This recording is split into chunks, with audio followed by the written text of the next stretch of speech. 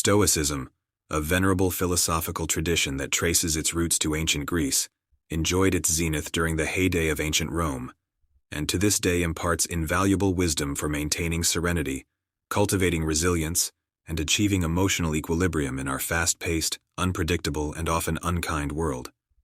Within the vast tapestry of philosophical thought, Stoicism stands as a pillar of strength, offering ageless insights that should rightfully serve as the cornerstone of any quest for inner peace and fortitude. Among the luminaries of Stoicism, none shines brighter than Seneca, a Roman statesman and prolific author who graced the world with his presence from 4 BC to 65 AD. His wisdom endures through a collection of letters written to his friends, serving as a timeless wellspring of guidance and solace during life's tribulations.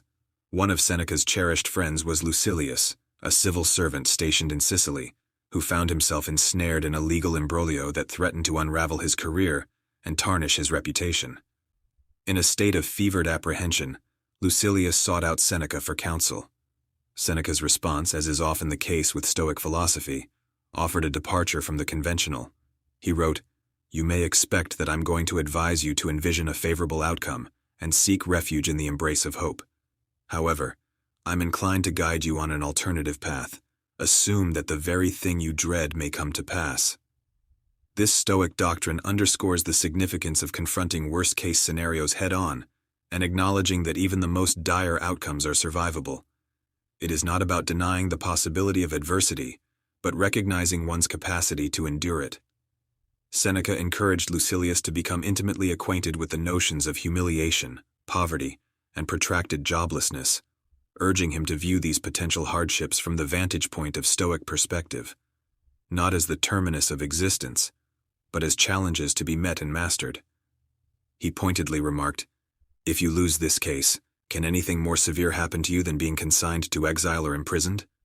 Seneca, a sage who had weathered his own tempestuous life, marked by bankruptcy and 8 years of exile in Corsica, emphasized the importance of hoping for justice while arming oneself against injustice. To soothe Lucilius's tumultuous thoughts, Seneca offered him a meditation. It was an exercise in confronting the possible loss of his home, a scenario that was increasingly plausible. Seneca's words resounded with a blend of acceptance and resilience. "I may become impoverished. In that event, I shall be among the ranks of many. I may be exiled. In that case, I will embrace my new home as if it were my birthplace. They may imprison me, so what? Am I not already confined by the limitations of my physical existence? Behold the cumbersome yoke of this corporeal vessel, a burden bestowed upon me by nature." Seneca's teachings extend beyond the domain of personal adversity. He implored his followers to contemplate life's vast spectrum of possibilities, including not only the events we tend to plan for, or those that are typical within our social and temporal spheres, but also a broader range that encompasses cataclysmic fires, illness, untimely deaths, and other unwelcome scenarios. He emphasized, "Nothing should catch us unawares. Let us confront the entirety of the human condition." Seneca's sagacity also grappled with the profound grief experienced by individuals like Marcia, a noblewoman who found herself locked in a perpetual mourning following the untimely demise of her son Metilius, who had not yet seen his 25th year. Even after the passage of 3 years, her sorrow showed no sign of subsiding. In fact, it seemed to intensify. Seneca, in his characteristic style, offered her an unconventional perspective. He highlighted that death, particularly the premature death of a loved one, is an intrinsic facet of the relentless natural order.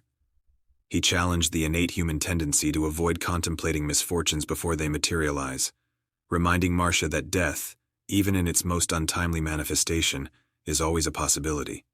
He wrote, "We seldom anticipate misfortunes until they stand at our doorstep. We attend countless funerals, yet we do not dwell on death. We encounter innumerable instances of premature death, yet we craft elaborate plans for our own offspring.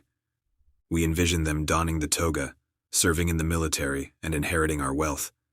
Such aspirations may indeed materialize, but it is folly to love them without recognizing that no one provides us a guarantee that they will reach maturity, let alone live to see another day." Seneca then embarked on a thought experiment, envisioning meeting Marcia before her birth and inviting her to embark on a journey through time, where she would bear witness to the unpredictable nature of life on earth. She would behold the tapestry of existence, rich with moments of beauty and sporadic acts of goodness, but also punctuated by episodes of unspeakable horrors. Her very existence, Seneca argued, signifies her affirmative choice to enter this unpredictable realm. Intriguingly, Seneca also added a nuanced dimension to the Stoic perspective. He clarified that if life genuinely becomes intolerable, individuals retain the prerogative to end their suffering. He conveyed the Stoic sentiment: the wise person lives not as long as they can, but as long as they should. They evaluate life not in terms of its quantity, but by its quality. When life becomes a series of distressing incidents that disrupt one's peace of mind, they consider the option of liberating themselves from such suffering. They hold that it matters little whether one's departure from life is natural or self-inflicted. They harbor no fear of such an exit, for no one can lose much when only a minuscule fragment of life remains. The question is not whether one dies sooner or later, but whether one dies well or poorly. Dying well signifies an escape from the suffering of living poorly. Seneca's wisdom, deeply rooted in Stoicism, has stood the test of time. It continues to provide solace and strength to individuals grappling with a range of emotions, from anger and paranoia to exhaustion and sorrow.